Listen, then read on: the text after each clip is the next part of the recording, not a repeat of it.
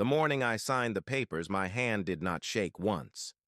I remember that very clearly because my son-in-law, Grant, had told my daughter the week before that my hands shook too much to hold a pen properly. He had said it in the kitchen while I was rinsing out a coffee mug. He said it softly, in the way he said most things. Soft enough that he could deny the tone later. Loud enough that I could hear it through the doorway. I set the mug down, dried my hands on a towel, and said nothing. That was 3 weeks before I sat across from the broker at Low Country Marine Sales and signed my name to 39 feet of fiberglass, teak, rigging, canvas, and intention. A 2020 Beneteau Oceanus 38.1. The previous owner had named her Wind and Mercy. I liked the name. I kept it. I had worked 42 years as a general contractor in coastal South Carolina. Houses, shops, medical offices, boutique hotels along the marsh side of the islands, custom work mostly. I started the company with a used Ford pickup, 2 men willing to work for cash until the first invoices cleared, and a $5,000 loan from my wife's father, who told me when he handed me the check that if I wasted it, he'd make sure I regretted the experience personally.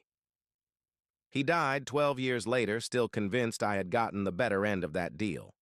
I sold the company at 67 for enough money that I never needed to worry again. My wife, Helen, had died 4 years earlier from pancreatic cancer. We had talked about sailing retirement for almost 2 decades. She had charts already marked, not digital ones. Paper. She liked paper. She had a corkboard in the sunroom with roots pinned in colored tape. The ICW South, Cumberland Island, St. Augustine, the Keys if we felt brave enough, maybe even the Abacos if the weather was kind and the world cooperated. The world did not cooperate for Helen, so I decided I would go anyway. Not because I believed in signs or obligations to the dead, because I had promised her, because I had promised myself, because some promises should not be buried just because the person you made them with is gone. Wind and Mercy sat in Slip 27 at Palmetto Harbor Marina outside Beaufort. The evening after I closed, I walked down the dock and stood beside her with my hands in my pockets, saying nothing, just watching the hull rock gently against the bumpers as the tide shifted under her. She was beautiful. Not flashy. Not one of those boats bought to be looked at from restaurant patios. Solid. Balanced. Serious. I had done the work. Taken the certification course the previous spring in Charleston. Logged 3 weekend charters with an instructor out of Hilton Head. Read everything I could get my hands on about coastal sailing, emergency systems, rig maintenance, weather windows, anchor handling, and navigation. I was not being reckless. I was being ready. I called my daughter Laura that night to tell her. She was quiet for a moment after I finished. Then she said, "A sailboat, Dad? 39 feet? She's a good vessel." Another pause. In the background, I heard Grant saying something too low for me to catch. Then Laura came back on. "We should come see it this weekend." They drove down Saturday. Grant walked the dock with his arms crossed, looking at the boat the way some men inspect a property they think is overpriced. He was 44, worked in commercial real estate in Charleston, and had strong opinions on most subjects whether or not experience had ever introduced him to them. He had married Laura 8 years earlier. I had tried for all 8 of those years to like him. Sometimes it had felt possible. More often it had felt like contract work on a structure with hidden rot. You keep telling yourself the damage is manageable until you open the wall and see how far it has already traveled. "This is a lot of boat for one person," he said, standing near the stern. "It's the right amount of boat for the trip I'm taking." "Solo?" he asked. "That's ambitious." "I've done the training." He gave a small nod that managed to suggest the exact opposite of agreement. "Training isn't experience, Daniel." Grant always called me Daniel. Nobody else did. Everybody else called me Keen or Dad or Mr. Keen if they were under 30 and had some manners. But from Grant, my own first name always sounded like a correction. Laura was quieter. She ran one hand along the rail and looked out toward the channel. I could see she was thinking about Helen. I stepped up beside her and she leaned her shoulder lightly into mine for one brief second. "It's beautiful," she said. "Your mother had this route on the board," I said. "Almost exactly." She swallowed and nodded and wiped at one eye before Grant could notice. We had lunch afterward at the Marina restaurant. Grant ordered beer with his sandwich and spent 20 minutes talking about market shifts in Charleston commercial property, then without any real transition began asking about my finances. He dressed it as concern. He always dressed it as concern. "You should have that capital professionally managed," he said, "not just sitting around in accounts." "I have an attorney," I said. "Thomas Avery. He handled the sale." Grant made a small sound, almost a laugh. "Attorneys aren't financial advisors." "Thomas handles estate planning, trust work, and investment counsel coordination. He's been my lawyer for 23 years. "Estate planning," Grant repeated, smiling at his glass. "That's for people planning an estate." I looked at him. "That's what I'm doing." The lunch ended politely enough, but on the drive back to my place on Ladies Island, I kept thinking about the smile. I had seen it more often since the company sale closed. A subtle shift in the way he spoke to me and about me. A few comments about slowing down. A few questions to Laura, said in my hearing, about whether I was keeping up with the house all right now that I was alone. One remark about how his own father had started missing little things at 68. Another suggestion that it might be wise for someone to check in on me more regularly if I intended to live by myself and start making major impulsive purchases. I was not forgetting anything. My doctor had said so directly. I slept well. I read every day. I did the crossword in pen. I managed my medications, my appointments, my calendar, and every other ordinary piece of adult life with more consistency than most 40-year-olds I knew. I was 67, not 97, but I had begun to understand what Grant was building, one remark at a time, brick by brick, always in the tone of concern, never in a form he could not disown later. So I called Thomas Avery on Monday morning and told him exactly that. Thomas had known me since I was 44. He had written my first will, revised it after Helen died, handled the company sale, and untangled the title issue on a warehouse in 2011 after a developer in Savannah tried to pretend a drainage easement had never existed. He was 72 now, still worked part-time out of an old office on Bay Street in Beaufort, and had the unhurried voice of a man who had already seen most kinds of human greed and found them repetitive. He listened to me without interrupting. When I finished, he said, "You want the boat protected. I want everything protected. In a way that can't be undone because someone decides I'm no longer fit to object." He was quiet for a moment. Then he said, "Come in Thursday. Leave the whole afternoon open." What Thomas and I built over the next 3 weeks was not dramatic. It was careful. Wind and Mercy was transferred into an irrevocable living trust with me as sole acting trustee during my lifetime and very explicit successor terms after death. My house went into the same structure. So did the investment accounts holding the company sale proceeds, now moved under management with a licensed fiduciary Thomas trusted and Grant had never heard of. My will was revised. A durable power of attorney was executed naming Thomas, not Laura, not Grant, not any family member, as my agent if I were ever genuinely incapacitated. 2 independent physicians completed full cognitive and physical assessments within the same month. Both wrote clear findings of competence. Thomas filed certified copies and held originals in his office safe. He also suggested I install cameras on the boat. "Not because I expect drama," he said, "but because documentation is cheaper than regret." So I hired a marine electronics man from Savannah who wired cameras over the cockpit, the companionway, and the dock approach, all feeding into a cloud account under an email address nobody in my family knew existed. I told no one, not Laura, not Grant, no friends at the marina. I simply kept preparing. I provisioned the galley, checked flares, radios, and backup batteries, spent afternoons with charts spread across the salon table, learned the small habits of the boat the way you learn any long-term relationship, with patience and attention and enough humility to accept that certain things can only be understood by time spent together.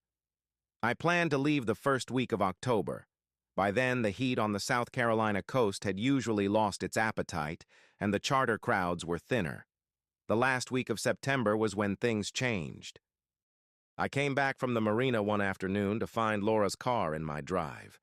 She and Grant were already sitting in my kitchen. Laura had made coffee, which meant she had used the spare key. I stood in the doorway for a second and took the room in. Laura looked tense. Grant looked prepared.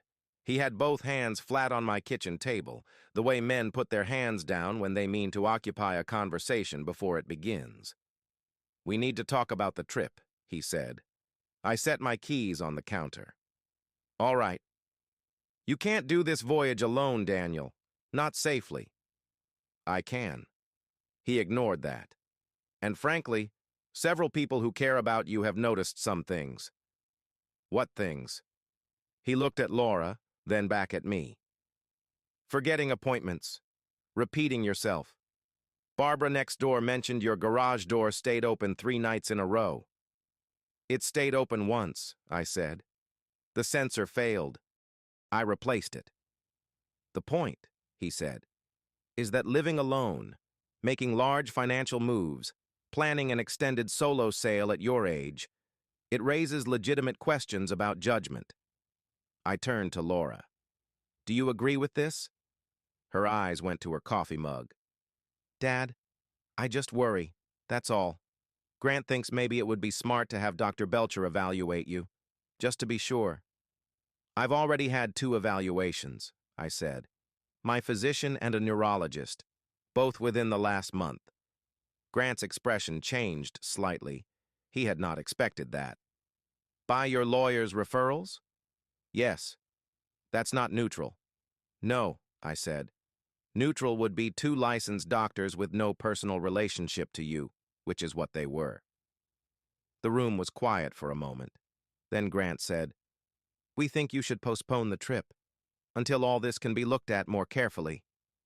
"There is nothing to look at. I leave on October 4th. He stood, slowly, deliberately. "Daniel," he said, "I'm trying to help you. I know exactly what you're trying to do." Laura flinched at that. Grant's face stayed still. He and I looked at each other for a long moment across my kitchen table.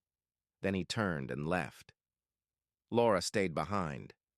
I heard the car start outside, but she sat there for another minute with both hands wrapped around the mug.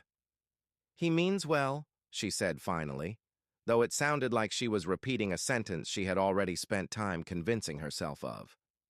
"Laura," I said, "your husband has decided my money and my property are things he should have some role in managing. He's building a story to make that sound reasonable."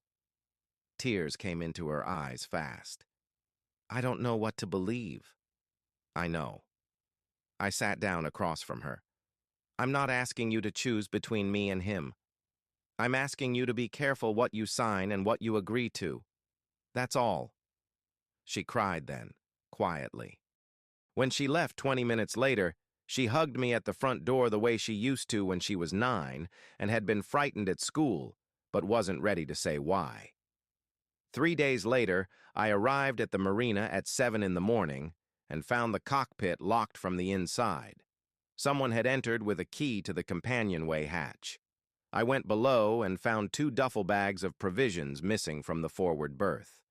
The navigation tablet I had mounted above the chart table was unplugged and laid on the settee. In the center of the table was a folded sheet of notebook paper. Grant's handwriting. 3 lines. "This boat is not safe for solo travel. We are holding your gear until a competency evaluation is completed by a physician of our choosing. This is for your own protection." I stood there in the cabin looking at that note for maybe 10 seconds. Then I took out my phone and called 911. I want to say this plainly because I think it matters. When someone enters your property without permission and removes your belongings while leaving behind a moral lecture, you do not negotiate over dinner. You call the police. You call them immediately. And because I had decided months earlier that documentation would matter more than emotion, I was calm when the marina officers arrived. I had the registration, the trust documentation, the insurance, the security footage. Officer Ramirez stood beside me on the dock and watched the cloud feed on my phone, while Grant and Laura appeared on screen at 6:41 a.m., walking down the dock, unlocking the hatch, and carrying the duffels back out 26 minutes later. Clear footage, clear faces, time-stamped. "This is your vessel?" he asked. "Yes." "And the individuals on the footage?" "My daughter and son-in-law." He nodded. "You want charges?" I thought about Laura in my kitchen 3 days earlier with her hands around the mug and tears she didn't yet understand. "I want the report filed," I said, "and I want every piece of it documented. I'll discuss prosecution with my attorney." They took the statement. The report was entered that morning as unlawful entry and removal of personal property. The footage was attached. I called Thomas from the dock before the officers had fully left. "It started," I said. "I know," he said. "Your daughter called my office 40 minutes ago." I said nothing. He went on. "Grant has retained counsel. They're filing an emergency petition for conservatorship." I looked out across the marina. A pelican landed on a piling 20 yards away and folded itself down into stillness with great seriousness. "Can they get it?" I asked. "Not with what we built," Thomas said. "But it will be unpleasant." It was. The hearing was set 3 weeks later in Beaufort County Probate Court. Grant's attorney was named Warren Pollard, a specialist in elder law with a reputation for politeness in public and a willingness to use almost any legal theory that could be made to stand upright long enough to frighten an older client into submission. He filed a thick packet. In it, he alleged a pattern of impulsive decision-making, diminished judgment, increasing social isolation, and financial recklessness. He cited the company's sale, the Sailboat purchase, my plan to travel alone, the fact that I lived by myself, a letter from Grant detailing his observations over the preceding months. I read the letter in Thomas's office. It was detailed, crafted. Grant had been taking notes longer than I realized. Dates, incidents, tiny distortions stacked in sequence until the story almost resembled concern if you didn't know the man writing it. "He's good at this," I said. "He has help," Thomas said. "Pollard knows how to coach tone." Then Thomas tapped a paragraph with his pen. "In here, he references a conversation in your kitchen on September 26th. Says you became confused, agitated, and were unable to follow a discussion about a missed medical appointment." "I missed no appointment." "I know," Thomas said. "Your physician's office confirmed you attended your September 19th appointment as scheduled and completed every follow-up form yourself." That was what Grant had not anticipated. He had built a narrative. I had built a record. At the hearing, Thomas presented 2 independent cognitive assessments from licensed physicians completed in the prior 8 weeks, both affirming full competence. My complete financial documentation showing the company's sale had been brokered, reviewed, and settled through standard legal channels. The trust structure, demonstrating deliberate and coherent estate planning. Sailing certifications, charter logs, and course records proving months of preparation rather than impulse. A letter from my treating physician, Dr. Elise Warren, summarizing my health and mental status in plain language. And finally, the police report from the marina with the attached security footage showing Grant and Laura entering my vessel without my presence and removing my property. Pollard objected, said the report was irrelevant to the competency issue. Judge Holloway, who had the stillness of a woman tired of men trying to use older people's lives as leverage, overruled him and read the report herself from the bench. I sat in court wearing my dark gray suit, the one I wore to Helen's funeral and to the closing on the company sale, and I was not afraid. I had been afraid at night in the weeks before.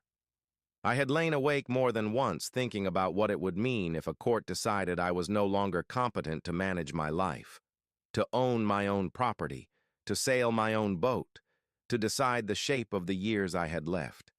I had thought about Helen in those nights, what she would have said. She would have said, "You built houses your whole life, Daniel. You know how to build a defense." She was right. The hearing lasted one day. Judge Holloway denied the emergency petition. In her ruling, she noted that the petitioners had presented anecdotal and self-interested claims unsupported by independent medical evidence, while I had provided professionally attested documentation of competency, intentional planning, and stable judgment.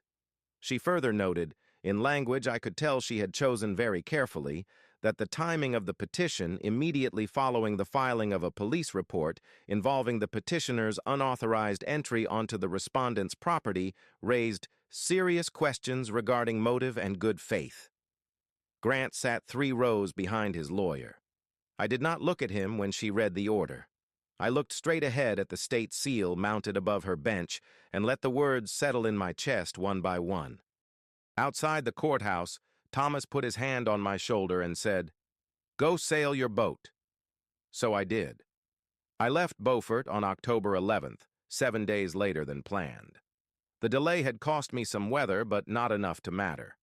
That year, the warmth held longer than anyone expected along the South Atlantic coast, and I made good time down the first leg. There is something I want to tell you about that first full morning offshore because it matters to the rest of the story. I cleared Port Royal Sound just after dawn. The wind was out of the northwest at 12 knots. I trimmed the main, adjusted the headsail, cut the engine, and Wind and Mercy went quiet, except for the water lifting under her hull and the lines pulling lightly against the wind. Just the sea. Just the boat. Just the sun rising gold over the Atlantic to starboard. I sat in the cockpit for a long time and did not move. I had a framed photograph of Helen mounted below the companionway. I had brought the old route map from the corkboard in the sunroom, the one she had marked in colored pencil years earlier, and had laminated it and slid it into the chart drawer. I was not sailing away from anything. That part matters. I was sailing toward the life she and I had planned, and carrying her there in the only way I had left. I cried a little in that morning light. I am not embarrassed by that. I was 67 years old and had earned every one of those tears. I need to tell you about the navigation locker now, because that is where the story finally settles. Wind and Mercy had a locking compartment built into the portside bulkhead just aft of the chart table. Brass latch, tumbler lock. The previous owner had used it for spare charts and waterproof documents. When I bought the boat, it was empty. Before I left Beaufort, I put one thing inside it. A sealed envelope from Thomas Avery's office, firm letterhead in the corner. My name in his neat, deliberate hand across the front. Clipped to the outside was a note. For reference if needed. Otherwise, leave sealed and enjoy the trip. I did not open it before I left. I carried it with me all the way south through Georgia waters and into Florida. I opened it in St. Augustine. I was tied up at a marina just south of the Bridge of Lions. Morning bells from the cathedral were carrying faintly over the water. I sat in the cockpit with coffee and the envelope in my hands and finally decided the moment had come. Inside was a single sheet. At the top was a concise summary of the trust protections Thomas and I had built. Below that was a personal note. I will not quote it line for line, but I can tell you what it said. Thomas wrote that in more than 2 decades of practice, he had drafted hundreds of estate and trust instruments, and that mine was among the most carefully constructed he had ever done. Not because it was complex, but because it was clear. He wrote that no ordinary conservatorship action could unwind it while I remained living and competent, and that the successor language was strong enough to resist challenge from parties with far more money and appetite for litigation than Grant Calloway. Then, near the bottom, in a different pen, as if he had added it after the formal part was done, he wrote one more line. Helen would be proud of you. I folded the paper carefully and put it back in the envelope. Then I put the envelope back in the locker and latched it shut. I sat in the cockpit with my coffee and looked out at the old city in the morning light, and for the first time in months, I felt something settle completely in my chest. People usually want to know what happened afterward, so I'll tell you. The marina incident did not vanish. The district attorney reviewed the report. Pollard managed to get the most serious theft count softened because the duffels had been returned to the dock before formal seizure, but the unlawful entry remained documented, and the denied conservatorship petition stayed part of the public record. Grant made one more try through probate court under a different theory. Thomas had anticipated it. That filing was dismissed before it got any real traction. What cost Grant most in the end was not the dismissal. It was reputation. Two of his commercial real estate clients knew Thomas socially. Beaufort, Savannah, Charleston, the coastal professional world looks large until something ugly starts moving through it. Then you discover how quickly information travels among people who lunch together twice a year and trust their attorneys more than their salesmen. I did not tell anyone anything. I didn't need to. The police report was public record. The denied petition was public record. Truth, once documented, has a way of doing its own walking. Laura called me in November while I was anchored off the Gulf side near Isla Mirada. She asked first about the weather. I told her it had been clear for 4 days and warm enough that Helen would have laughed at me for calling it November. Then, after a long pause, she said, "Dad, I'm sorry." I looked out over the flat blue water. An osprey was hanging high over the mangroves, still as a thought. "I know," I said. "I should have seen it. You were in the middle of it." Another pause. "Are you okay?" I thought about the answer. About the morning I cleared Port Royal Sound. About the envelope in the locker. About Helen's map in the chart drawer. About the fact that for the first time in a long while, I felt more like myself than like someone defending himself. "I'm better than okay," I said. "Come see me in the Keys after Christmas.